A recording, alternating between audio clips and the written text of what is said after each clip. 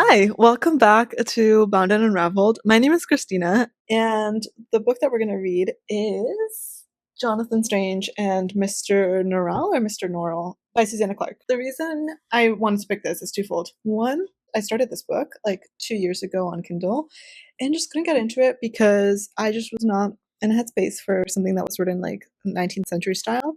And then in 2024, I stopped by Hatchard's and bought myself a copy. So this book was actually purchased here in London. This huge tome of a book I purchased here. I lugged it back to the US and then I brought it back in my suitcase. So we will read it. I must do it. I can't keep bringing this huge thing around. Secondly, over this weekend, I read The Queen of the Tearling. It's just kind of my like cleansing between videos book. It was so good. Queen of the Tearling by Erica Johansson. I've immediately downloaded the sequel. And one of the things that I enjoyed about it was that it was this fantasy in which there was like war and some kind of adventure or conflict, but it didn't feel in any way like the tropes that we get so commonly in YA fantasy. Like there was no everybody's hot and we're just gonna fight with our magical powers that don't make any sense if you think about them, but which just serve to further this like we're hot and strong narrative.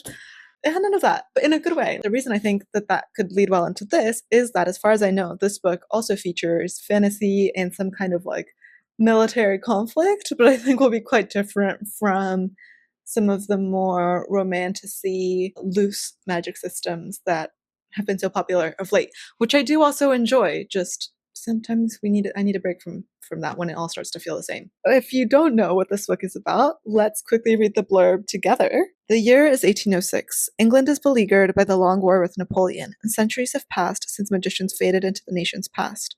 But one remains, the reclusive Mr. Norrell, whose displays of magic send a thrill through the country. Proceeding to London, he raises a beautiful woman from the dead and summons an army of ghostly ships to terrify the French. Yet the cautious, fussy Norrell is challenged by the emergence of another magician. Young, handsome, and daring, Jonathan Strange is the very antithesis of Norrell. So begins a dangerous battle between these two great men, which overwhelms that between England and France. And their own obsessions and secret dabblings with the dark arts are going to cause more trouble than they can imagine.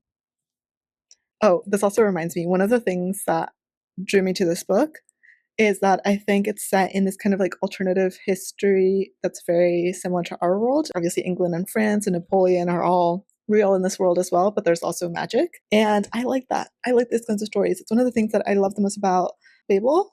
And it's one of the things I really liked about The Queen of the Tearling, which was kind of in this semi-dystopian 24th century that also kind of felt like the Middle Ages. I'm excited about reading something that is like that. And what I remember from the last time is that Susanna Clarke writes this book in a style that really feels reminiscent of 19th century authors like Dickens, who I love, even with like the little drawings. And these illustrations are by Portia Rosenberg. This makes my little heart so content to see these little drawings. Volume 1, Mr. Norrell. I guess this is one of our protagonists. Yeah, I hope you enjoy this reading vlog.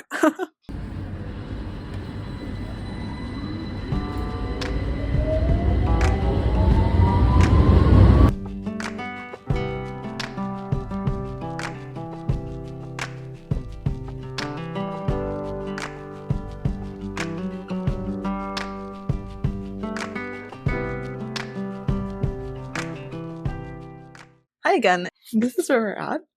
I've read the first volume of Jonathan Strange and Mr. Norrell, confirmed Norrell, not Norrell. If you're doubting picking up this book, I strongly recommend. Again, it's kind of about what frame of mind you're in and where you're at when you pick it up. Like I said before in my intro, I did try to start reading this book about 2 years ago and was just not getting into it and was finding it kind of a slog. This time around, just the headspace that I'm in, I'm finding this book so funny. Like a much more funny read than I was expecting, but it has all of the wit and barb of Austen and Dickens, but over a prolonged period. The Dickens that I've read has those witticisms and very sharp character observations, but then it also has a lot of like dark plot. This book has a lot less of it. It does have plot, but it's a lot more like the characters being pulled into magic. Different people in politics or in like high society are starting to get caught up in the developments of magic coming back to England. Because of that, it really leans into, frankly, making fun of most of the characters in this book, but in a way that is subtle enough where if you read it at a surface level, it seems polite, but you can tell that it's pointed. And I find that really, really fun. We just got to the end of the first volume, which was on Mr. Norrell. It was just like, reminds me perhaps of the caricature of an academic, where he feels so strongly about the importance of what he does and what he studies. And he's so convinced that he does it better than anybody else. And also just does not really know how to exist in the real, like, terrestrial world. And we're moving on to volume 2, which is Jonathan Strange, who has been kind of introduced so far as kind of a younger, more, I'm guessing, dynamic foil to Mr. Norrell. So I'm really excited for that. I feel like we're watching kind of this like game board where all the little pieces are being set. So I'm guessing that in volumes 2 and 3, we're going to start to see some more moves across that board. There's so much character in this book. So if you enjoy kind of dry, witty, sometimes sarcastic humor, for example, the opening to Pride and Prejudice, if you like Mr. Bennet's sense of humor, I think you'll like this book. We're going to go to one of the libraries at King's, which is where I'm studying. So come with me and let's get to know Jonathan Strange a little bit better. We were once inseparable. We were closer than two of a kind. The bond was almost palpable. Solemn oaths with our blood that were signed. But time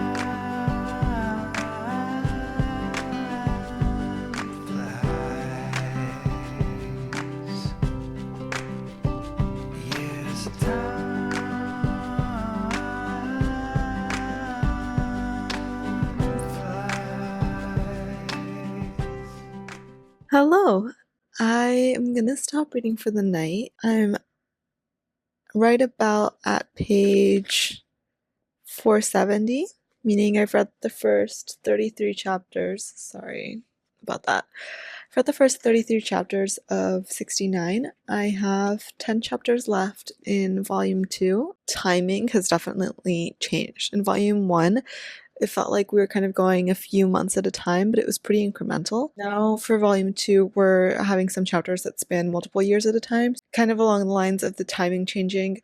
One thing that Susanna Clarke does in this book, which is really interesting, is that she has lots and lots of footnotes. And obviously that kind of lends credibility to kind of like the ethos of this book as a book that's really written in the style of something actually written in the beginning of the 19th century, and that feels like a historical text. I think that's kind of the point, is that that's how it's supposed to feel. And so the footnotes really lend itself to that and add a color and luster to this whole fictional historical world that this work is set in. So I really appreciate that. And I think that's also like a real marker and testament of her creativity and the amount of research that she did for this book. But I will say that in volume 2, the amount of footnotes really increased.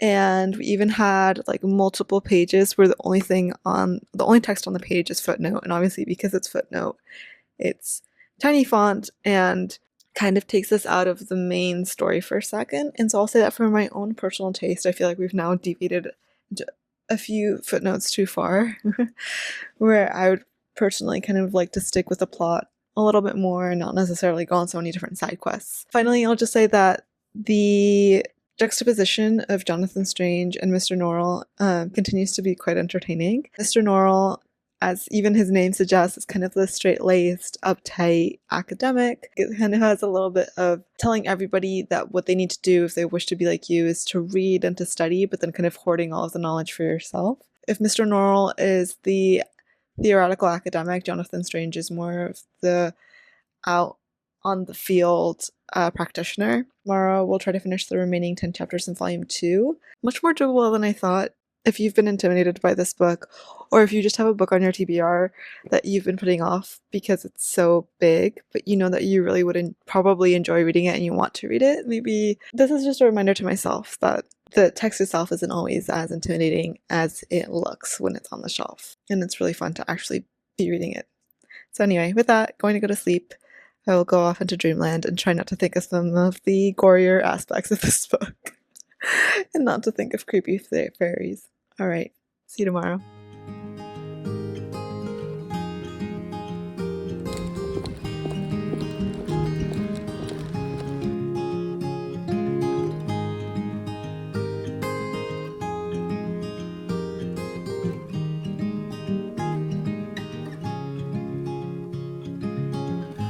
Another rainy afternoon. I don't know what I'm to do. I just miss you more than anything.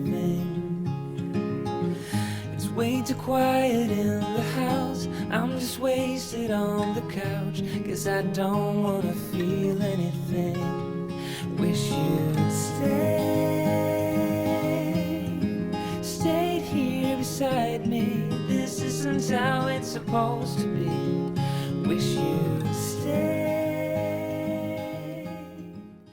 Hi, I just finished volume 2 and several things. The plot has definitely started to pick up pace in terms of the kind of rivalry between the two central characters. It's got a little bit more bite to it now. I'm finding that surprisingly sad, even though Susanna Clark's writing points fun at both of the characters in different ways and demonstrates their flaws. It's done in a way that still allows you to care for them, and I think I would find them exasperating a lot of the time, but I also find them quite endearing. I am curious to see where this is going. Basically, looking forward to there being a little bit more direct confrontation between characters and forces who I think actually have different goals. Either tonight or tomorrow, pick back up with volume 3, which is titled John Usglas, and then I'll give you my final thoughts. So I will check back in with you later.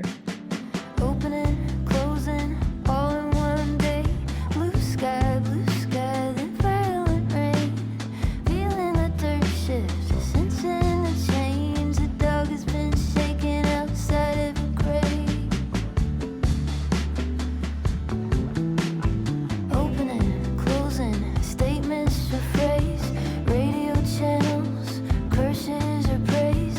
News and instruction, omits for the pain. Bad conditions breaking everything. In this strange weather, a time to be alive. In capital letters, with no end in sight. Close together just feels right. In this strange weather, strange weather. Alright, all 1006 pages of Jonathan Strange and Mr. Norrell by Susanna Clark have been read. I really enjoyed the ending. I will say I still think that volume 1 was my favorite, but overall it was a really solid read, especially one thing that I enjoyed incrementally was how more and more magic is being done, and so it becomes more and more visual and frankly magical, obviously. And I appreciated that once again, this book is so different from a lot of other fantastical, whether it's adult fantasy or YA fantasy, that I've seen on the market that has a bit more of a contemporary tone. Notably, I would say both of our protagonists, but even also other kind of heroes who play remarkable roles in this book, none of them are really the standard hero that we are getting a lot of in the genre. And I think that's great. It's really cool to see something that's different, but clearly really fleshed out and richly built in Susanna Clark's brain. That's just such a treat as a reader to get to go into this world that Clark has created for us and experience just the tapestry of rules of history and of these little odd characters who are frankly nerdy and academic and not super young and sprite, and to have them pull off these huge feats and get into conflicts with one another. It's just really cool. So I would highly recommend that you give it a shot if the premise of it sounds interesting to you. If you like the kind of humor and writing style that I've described, hopefully that can be a bit of a test for you. I would give this a chance. And if you start it and like me, you're perhaps not in the right headspace for it, put it down and then maybe give it another chance at a later date. I think it'll be worth your time. And on that note, I would love to hear from all of you.